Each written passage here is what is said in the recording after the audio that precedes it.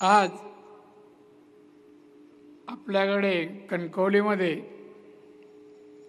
नवनिर्माण सेनेचे माननीय अध्यक्ष राजजी ठाकरे आलेले आहेत। त्यांचं मी आपल्या सर्वांच्या वतीने स्वागत करतो।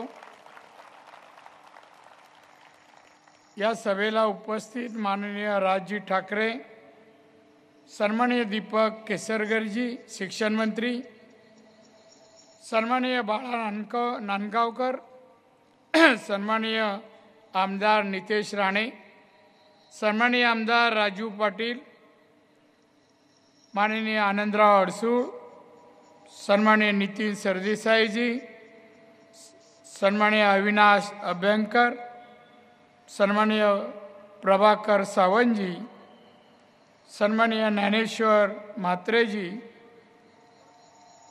सर्व उपस्थित भारतीय जनता पक्ष, नवनिर्माण सेना आणि महायुतीचे मित्र पक्षाचे सर्व पदाधिकारी, बंधू भगिनींनो आणि मित्र आणि पत्रकार मित्र, लोकसभेची निवडणूक अवघ्या 2 दिवसावर येऊन टेपलेली आहे। 7 तारीखला होऊ घातलेल्या या लोकसभेच्या निवडणुकीच्या प्रचारार्थ म्हणून ही आजची सभा आहे। या सभेसाठी माननीय राजजी ठाकरे आलेले आहेत। त्यांना मी आमंत्रण दिलं, एक फोन केला आणि सांगितलं, राजजी आपण कोकणात या। मी पुढे काही बोलण्या अगोदरच म्हणाले मी येणार।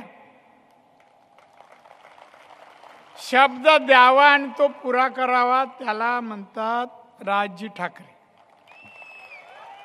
आणि म्हणून आज ते आले आहेत। हा जो कोकणातला लोकसभेचा मतदारसंघ आहे, सावंतवाडी ते चिपळूण 300 किलोमीटर अंतर आहे। काल रत्नागिरीमध्ये माननीय अमितजी शाह यांची सभा झाली। त्या सभेमध्ये आपण परत मोदी साहेबांना, नरेंद्र मोदी यांना तिसऱ्यांदा पंतप्रधान का करावं यावर ते बोलले। गेल्या 10 वर्षात 2014 ते आज मितीपर्यंत गेल्या 10 वर्षात माननीय मोदी साहेबांनी या देशासाठी, देशाच्या अर्थव्यवस्थेसाठी, विकसित भारत बनवण्यासाठी, आत्मनिर्भर भारत बनवण्यासाठी जे काम केलं, हे पाहता मोदी साहेब परत तिसऱ्यांदा यावेत आणि भारत महासत्ता बनवण्याचं काम त्यांच्या हातून व्हावं। अमित शाह म्हणाले, यासाठी आपल्याला माननीय नरेंद्र मोदी साहेब पाहिजे। मित्र, मी यापूर्वी म्हणालो, 2014 साली भारत जागतिक अर्थव्यवस्थेमध्ये 11 नंबरवर होता। आज भारत 5व्या क्रमांकावर आहे, 10 वर्षात 5व्या क्रमांकावर आहे। पण त्याच वेळी मोदी साहेब म्हणाले, आता भारत 5व्या क्रमांकावर आहे, पण 2030 साली भारत 3ऱ्या क्रमांकावर जाणार आहे, आम्ही आणणार आहोत।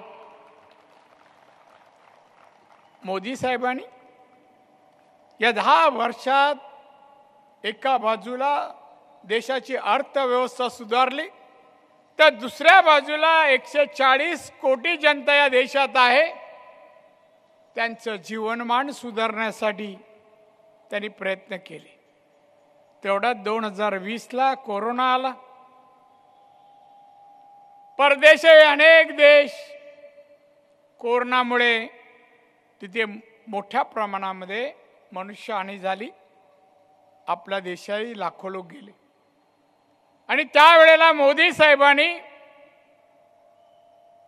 या देशातल्या जनतेला वाचवण्यासाठी भारतातच लस निर्माण केली।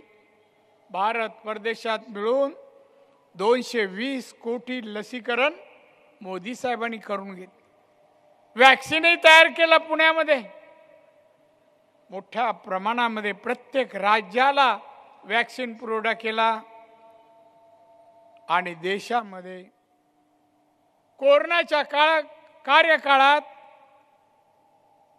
जे लोक मोठ्या प्रमाणात मृत्युमुखी पडत होते त्यांना वाचवण्याचं काम आमच्या मोदी साहेबांनी केलं। नवीन औषधं आणली, कोरोनासाठी बनवून घेतली, प्रत्येक राज्याला दिली आणि महाराष्ट्राला पण दिली।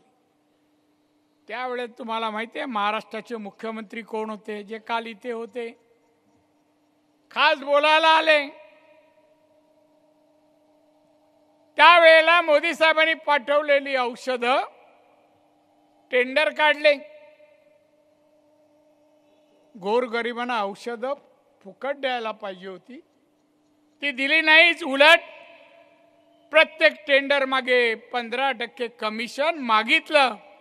अनेक टेंडर घेणारे पळून गेले आणि दिलं, त्यांची आता चौकशी चालू आहे। मोदींनी त्याच काळामध्ये उपासमार चालू आहे, कंपन्या बंद आहे, नोकरी धंदे बंद आहे, पगार मिळत नाही, आणि म्हणून मोदी साहेबांनी त्याच वेळेला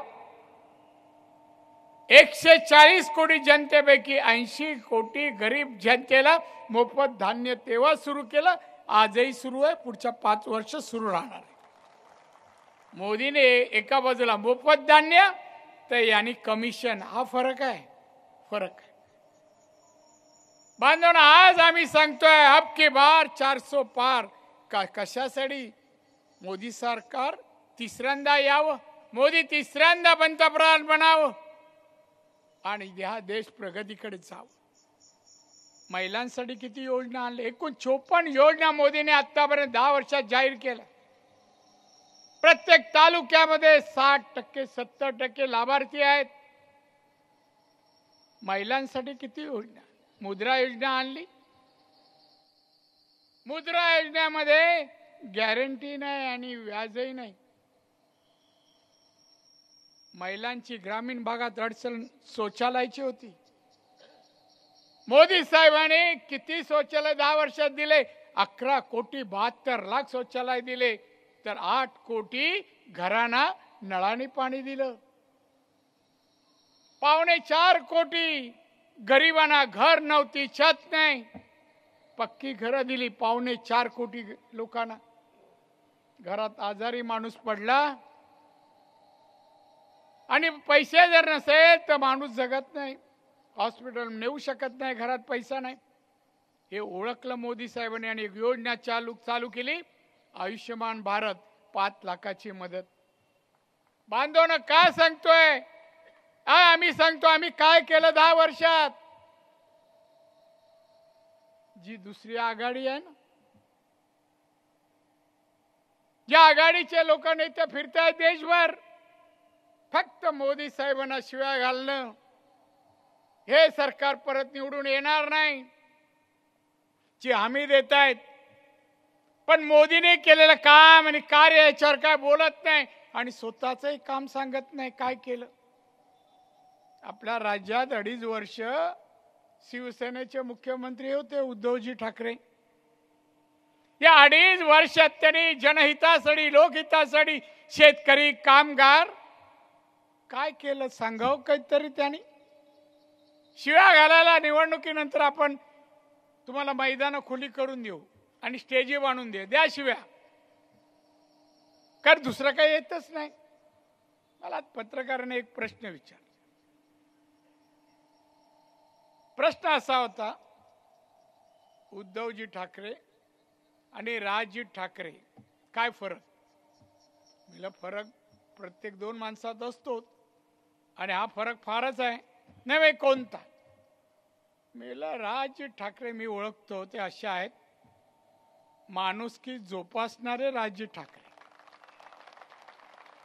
मैत्रीचं पावित्र्य टिकवणारे राज ठाकरे, दिलेला शब्द पाळणं हे राजजी ठाकरेंचं वैशिष्ट्य आहे। वक्तृत्व आणि एखादा विषय जनतेला समजून सांगायचा, पटवून सांगायचा, तो त्यांना आत्मसात काही स्किल कौशल्य फक्त राज ठाकरेंमध्ये आहे. राज ठाकरे राजकारणाचा अभ्यास विद्यार्थी सेनेचे अध्यक्ष असल्यापासून मी पाहतोय. कोणताही विषय चर्चा आणा, त्या विषयाला न्याय द्यायचं काम आतापर्यंत राज ठाकरेंनी केलेलं आहे. असे आमचे राज ठाकरे. आणि आता दुसरे, यांनाही बऱ्याच वर्षापासून ओळखतो. एखादा माणूस रस्त्याने नवीन शर्ट घालून निघाला आणि यांची गाडी मागे असली, बघा नवीन शर्ट शिवलं, कुठून आणलं असेल, पैसे कुठून आणले असतील.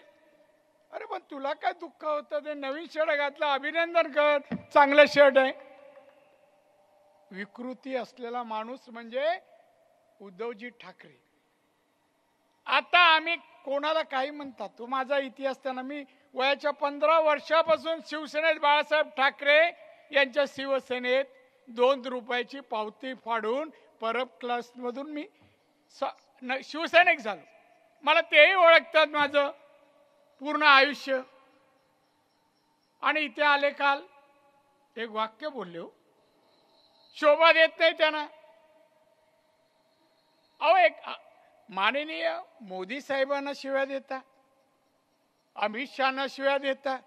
अहो कोणी कोणाबद्दल बोलावं, याला काही मर्यादा आहे, संस्कार आहेत, याची नाही चिंता. फक्त शिव्या देणं, अब के बार मोदी तडीपार. सोपं आहे काय? किती जण खासदार आहेत? 5 खासदार आहेत. शरद पवारांकडे किती आहेत? 3. 5 3 8. आणि गावभर फिरतोय ना 1 राहुल गांधी, त्याचे किती आहेत? 50. 58 खासदार. आमच्या आज 303 आहेत आणि आम्ही 400 गाठणार आहे. सत्ता कशी काय येईल? काय राहुल गांधीचा जाहीरनामा मी वाचला, हो हमारी सत्ता आ जाएंगी और हम 1 लाख रुपए हर घर के लिए बैंक में जमा करेंगे. हर घर वाले को 1 लाख रुपया उनके अकाउंट में जमा करेंगे. अरे सत्ता आली तर देणार ना, तो पण स्वतःच्या अकाउंट मधून 5 लोकांना तरी दे. बांधवानं नाही, फक्त हम हे करेंगे वो देंगे. पण आज सत्ता येतच नाही तुमची. तेच उद्धव ठाकरे,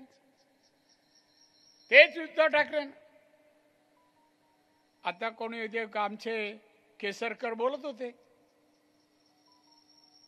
खोके. आता खोक्याबद्दल उद्धव ठाकरेंनी बोलू नये, खरंच बोलू नये का त्याने कधी खोके घेतले नाही. मी कधी मातोश्रीच्या आतल्या गोष्टी कधी जाहीर सभेत बोललो नाही. पण मी एका दिवशी 7:30 वाजता बरोबर मातोश्रीत शिरलो आणि साहेब बसतात त्या कॅबिन मध्ये. कॅबिन उघडली, दरवाजा, आज जातोय तर आज मोजणं चालू आहे स्पीड मध्ये. 3 जण बसले. मी तसंच लिफ्टने वर गेलो साहेबांकडे. साहेब बोलले काय चाललंय तुमच्या कॅबिन मध्ये? असं चाललंय, मोजणं चाललंय. अहो उमेदवारांकडून पैसे घेतात साहेब. बोललो ज्याच्याकडून पैसे घेतले त्यांनी 30 वर्ष दिवस रात्र शिवसेनेसाठी आणि केसेस घेतल्या आणि त्याच्याकडून पैसे घेतात आणि ते मोजतायत. थांब इथे बेल मारले आणि बोलवलं. हे मी पाहिलंय, तुम्ही त्यांना काय खोके म्हणता? कधी उद्धव ठाकरे तुम्ही नोकरी केलीत? कधी व्यवसाय केलात? मर्सिडीज फिरवता कधी केली? काही बोलायचं खोके. अरे तुमच्यावर तुम्हाला सांभाळता आलं नाही. 40 आमदार डोळ्यासमोर बसलेले मिटिंगला चालत गेले, काही अडू शकला नाहीत, काही अडू शकलं नाही. यावरून तुमची पात्रता, तुमची कुवत, क्षमता हे माहिती आहे सगळ्यांना. हे दमबिम द्यायचं काम तुमचं नाही हो.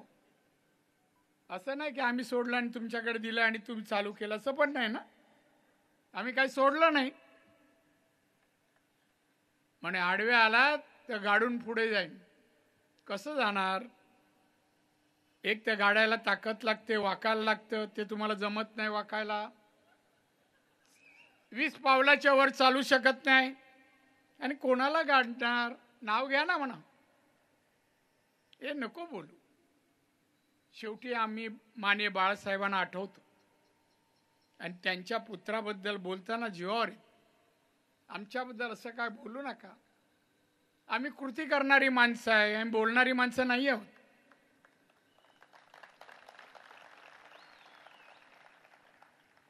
आज सिंधुदुर्ग जिल्ह्यात साहेबांनी मला पाठवलं 90 साली. नारायण जा, तिथल्या लोकांनी तुला मागणी केली, जा तिथे.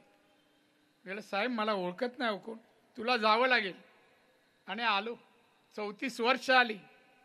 काय नाही सिंधुदुर्गात केलं हो, तुम्हीच सांगा. मला सांगायची गरज नाही. काल कोणतरी उठून सांगायला पाहिजे होतं. ही जी सगळी धरणं आहेत ना, मोठी, मध्यम आणि लघु, सगळी धरणं मी सुरू केली. पाणी टंचाई सिंधुदुर्गात नाही. अगदी उंच उंच डोंगरावर जे धनगरवाडे आहेत ना, वीज मी पोचवली. एक घर असलं तरी वीज त्याच्या घरात आहे. अंधारात कोण सिंधुदुर्गात नाहीये. रस्ते, वाडी, गाव पण रस्ते डांबरीकरण मी पोचवले. शाळेत शिक्षक नव्हते, शिक्षक असलं तर वर्ग नव्हते. 450 शिक्षक कमी होते. माननीय मनोहर जोशी मुख्यमंत्री होते, त्यांना सांगून स्पेशल केस करून 450 शिक्षक एकाच वेळा भरले. या जिल्ह्याचा विमानतळ असो, मेडिकल कॉलेज असो, 750 बेडचं हॉस्पिटल असो, हा हायवे, 4 पदरी हायवे, समुद्र किनारा पहा, 121 किलोमीटर समुद्र किनारा आहे. आमचे मासेमारी करणारे जाग्यावर मासे विकायचे. आज युरोपमध्ये मासे जातात. एक्सपोर्ट होतं मोठ्या प्रमाणात. सिंधुदुर्गामध्ये मोफा बाजूला आलाय. टेक्निकल सेंटर इथे ओरसला काढलं. इंजिनिअरिंग आणि फूड प्रोसेसिंग चे उद्योग इथे यावेत म्हणून त्याचं प्रशिक्षण घेण्यासाठी 200 कोटीचं प्रशिक्षण ट्रेनिंग सेंटर काढलं. दोडामार्गमध्ये आपण मेडिकल हॉस्पिटलला लागणारे यंत्रसामग्री बनवणारे 500 कारखाने, सिंगापूरचे एक इन्व्हेस्टर आहे, पाहतोय, पाहून गेलाय. बांधव पायाभूत सुविधा 100% दिल्या. आता फक्त नोकरीचा प्रश्न सोडवायचा आहे. एक प्रश्न मात्र इथे वारंवार पत्रकार विचारतात, काय हो तुमच्या किनारपट्टीमध्ये सिडको जागा संपादित करताय का, ते जागा घेतायत का, सारखा प्रश्न विचार. मी सांगू इच्छितो, जर सरकारी अधिकारी कोण असतील, असं काय मनात जरी असेल ना, सिंधुदुर्ग किंवा कोकणातल्या कुठल्याही किनारपट्टी सिडकोने 1 इंच जागा खरेदी करायला देणार नाही, ॲक्विशन करायला देणार नाही. इकडे ॲक्विशन करायचं आणि दुसऱ्याला द्यायचं. इथे नाही. आम्ही मरीन पार्क नाही होऊ दिला हो, जपान सरकारचं, मासेमारीवर परिणाम होईल म्हणून नाही दिला. संविधान नवीन पुढी सोडली. म्हणजे पूज्य बाबासाहेब आंबेडकरांनी घटना बनवली. हे घटना बघा बदलू पाहतायत मोदी साहेब. कोणी सांगितलं तुम्हाला? स्वप्न पडतात का न झोपता? मोदी साहेबांनी स्वच्छ शब्दात सांगितलं, अमित भाई शहानी सांगितलं, आम्ही घटना बदलत नाही. परमपूज्य बाबासाहेब आंबेडकरांना आम्ही दैवत समजतो, नतमस्तक होतो. पण हे बोलण्याचा अधिकार काँग्रेस आणि त्यांच्या मांडी लावून बसलेले उद्धव ठाकरे शिवसेना यांनी, शरद पवार यांना आहे का बोलण्याचा अधिकार? या काँग्रेसने, बांधवांनो, काँग्रेसने 80 वेळा घटना 60 वर्षात बदलली. 80 वेळा. मग 80 वेळा घटना बदलली. सावरकरांबद्दल न बोलायचं बोलतायत राहुल गांधी, सोनिया गांधी, शरद पवार.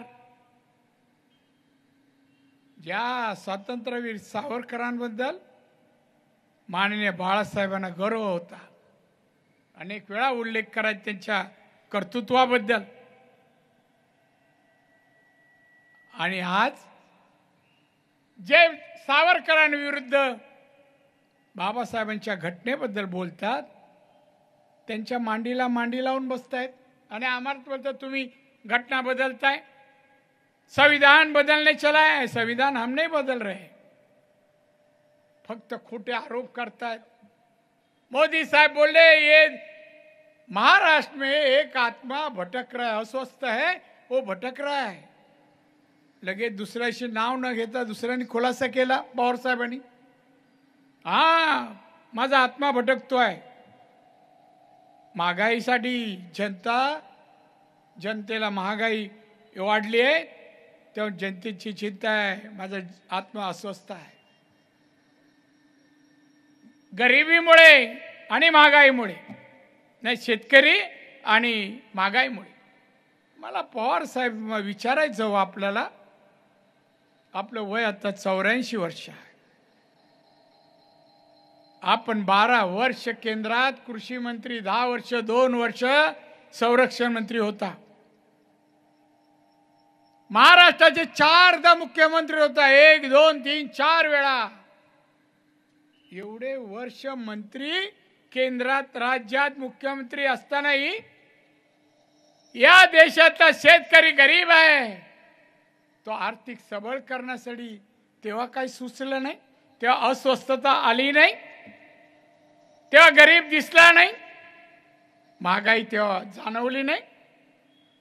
काही सोयीचं बोलायचं आम्हाला माहिती आहे आणि मोदी साहेबांना उलटा टोला मारता, हा मी आहे, मला माहिती आहे तुम्ही कबूल करणार, तुम्ही नेहमी अस्वस्थ असता पण त्याच्यावर मार्ग कधीच काढत नाही, अस्वस्थता जावी म्हणून। असोत बांधवना, आपल्याला हा सिंधुदुर्ग, रत्नागिरी, हा कोकण आर्थिक सबळ करायचं आहे, इथे बेकारी ठेवायची नाहीये। रस्ते, पाणी, वीज, शाळा, आरोग्य, प्रत्येक तालुक्याला इंग्लिश मीडियम शाळा मी दिली आहे, डॉन बॉस्को इथे आणलेला आहे, मेडिकल कॉलेज आहे, इंजिनिअरिंग कॉलेज आहे, 1600 विद्यार्थी इंजिनिअरिंग कॉलेजमध्ये आहे, 450 डॉक्टर बनत आहेत। महिलांचे फूड प्रोसेसिंगचे क्लस्टर आपल्या जिल्ह्यात येत आहेत, महिलांसाठी, नोकऱ्यांसाठी, मुद्रासाठी 20 लाखाचं लोन, याच्यामध्ये व्याजही नाही आणि गॅरंटी नाही। हे सगळे उद्योग या कोकणामध्ये येणार। आपल्याला मी सांगेन, मी मंत्री जेव्हा पहिल्यांदा झालो तर माझ्याजवळ 8 कोटी उद्योजक होते, 18 कोटी कामगार, या 8 कोटीमध्ये 13% फक्त महिला उद्योजक होत्या। आज विचाराल 29% महिला उद्योजक या राजवटीत झालेले आहेत। मला असं म्हणायचं आहे, मी तर हे सगळं काम कार्य लोकांसमोर आहे, चौपदरी रस्ता आहे, ब्रिज, मोफा विमानतळ, काल म्हणाले मोफा मी आणला, कुठून आणलास रे, कुठल्या दुकानात मिळाला तुला, कळत नाही, अरे काय चोरेल म्हणा, कसा एअरपोर्ट मिळतो ते तर सांगा तरी, झाला पद्धत तरी सांगा। प्रफुल्ल पटेल केंद्रात मंत्री होते, त्यांच्याकडे खातं डिपार्टमेंट होतं, मी रेव्हेन्यू मिनिस्टर होतो महाराष्ट्रात। एकदा प्रफुल्ल पटेल माझ्याजवळ आले, राणेजी हे माझं गोंदियाचं काम करा ना, महसूलचं काम होतं। मी बोललो ठीक आहे, मी करतो काम, पण एक गोष्ट आहे, नवीन योजना तुमची येते, नवीन एअरपोर्ट देत आहे, सिंधुदुर्गामध्ये एक एअरपोर्ट द्या, मी तुमचं इकडे काम करतो, तुम्ही माझं काम करा। मला हात मिळाला, राणेजी डन, आणि 1 महिन्यामध्ये त्याने ऑर्डर दिली। तेव्हा हे तिकडे ॲक्विशनला अधिकारी गेले, हा इथला खासदार लुटपुंजा काय मला नाव नाही माहिती, तो तिथे झेंडा घेऊन विमानतळाला जागा द्यायची नाही, शेतकऱ्यांची जागा घ्यायची नाही। मला कळलं की आंदोलन चाल, मी गेलो तिथे, पोलिसांना विचारलं काय चाललंय, ॲक्विशन आले ना अधिकारी, मग हे काय कर, नाही ते विरोध 15 माणसं आहे ना, 15 माणसाचा विरोध, मला गाडीत घाला आणि घेऊन जा। आणि मी तिथे जाऊन फिरलो, प्रभू माझ्या बरोबर होते, सुरेश प्रभू, मला इथे शेती दिसते हो, सगळा काळा दगड होता, गवतही नव्हतं त्याच्यावर, आणि आऊन तो शेत. आणि त्यानंतर एअरपोर्ट टेंडर काढलं, मस्करांना मी दिलं. का मस्करांचे वडील त्यावेळेला PWDची कामं ब्रिजचे वर करायचे माझ्या ओळखीचे, त्यानं ते काम दिलं. टेंडर हे रूपांतर बांधून झाला बांधवानो, आणि बांधून झाल्यानंतर उद्घाटन होतं. मी थोडं 5-7 मिनटं माझं हेलिकॉप्टर लेट आलं, तेवढ्यात हे लोक उभे उद्घाटन करताना अधिकारी बोलले, साहेब राणेजी आ रहे ते रुको. मी आलो, स्टेजवर गेलो. आश्चर्य वाटलं मला. जो माणूस जमिनी संपादकाला विरोध करत होता तो माईक घेऊन येणाऱ्या लोकांचं स्वागत करत होता. मला आश्चर्य वाटलं. उद्धव इकडे बसले मला डाव्या साईडला, नाही इथे माईक घेऊन उभा. मी माईक ते हातून घेतला. मी म्हणलं, उद्धवजी हा तुमचा खासदार, इथे नवीन प्रकल्प आला का त्याला विरोध करतो, हा तोडफोड करणार आहे, हा 15% 20% घेतो. तोंडावर सांगितलं, इथे बसले ते, आणि ते सांगितलं या कोकणात प्रकल्प येत नाही खासदारामुळे. हा चूप. असं बांधून खोटं बोलतात.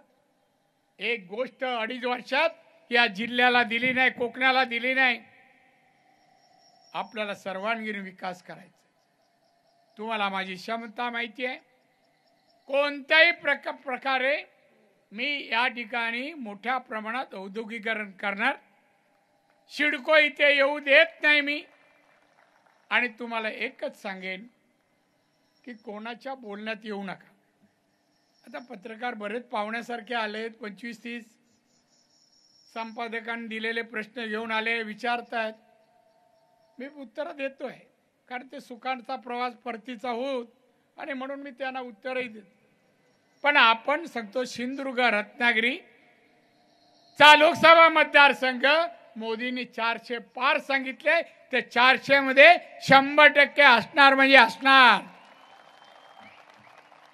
आणि म्हणून जास्त न बोलता बंधू भगिनीनो, आतापर्यंत 34 वर्ष तुमच्या सानिध्यात सहवासात वावरताना तुम्ही प्रेमच माझ्या वाट्याला दिलंय, माझ्यावर विश्वास टाकलेला आहे. मी तुमचा फार ऋणी आहे. मला राज्याचं मुख्यमंत्री पद मिळालं, माननीय बाळासाहेब ठाकरे यांनी दिले. माननीय बाळासाहेबांच्या मार्गदर्शनामुळे अनेक पदं मिळाली. त्या पदावर मी यशस्वी झालो. आज खरं म्हणजे ही निवडणुकीसमोर लोकसभेमध्ये मी जात असताना माननीय बाळासाहेबांची आठवण येते. आज साहेब हवे होते, म्हणजे वन फिरून शिव्या देत आहेत ना, त्या दिल्या नसत्या. जाऊ दे, मी नाव घेणार नाही. त्यांनी जे काय पत्रकारांच्या भाषेत बोलले ना, आडवा गेला तर अमुक तमुक, त्या दिवसाची वाट बघतोय. आपण आपलं काम करूया. तुम्ही विश्वास आणि प्रेम देता, असंच चालू ठेवा. येणाऱ्या 7 तारीखला तुम्ही सर्वजण नातेवाईकांसह, मित्र मंडळी, शेजारी पाजाऱ्यांना सांगा, या वेळेला एकच ध्यास, एकच काम. 7 तारीखला सकाळी लवकर 11च्या आत जाऊन मतदानाच्या लाईनीत राहा. नंतर ऊन येतं, आणि म्हणून उष्णतेचा त्रास होऊ नये म्हणून तुम्ही सर्वांनी जावं. सर्वांनी जाऊन 100% मतदान या भागातून, सिंधुदुर्ग रत्नागिरीतून व्हायला पाहिजे. आणि 400 मध्ये तुमच्या हक्काचा, तुम्ही हाक माराल ते ओ म्हणणारा खासदार असायलाच पाहिजे. आणि म्हणून तुम्ही मतदान करून निवडून द्याल असे या ठिकाणी निवडून द्या विश्वास व्यक्त करून माननीय राजजी ठाकरे यांना परत एकदा त्यांचे आभार मानत असताना, त्यांना दीर्घ आयुष्य आणि उत्तम आरोग्य, त्यांच्या मनोकामना माझा रामेश्वर पूर्ण करू दे अशी प्रार्थना करतो, रजा घेतो. जय हिंद, जय महाराष्ट्र.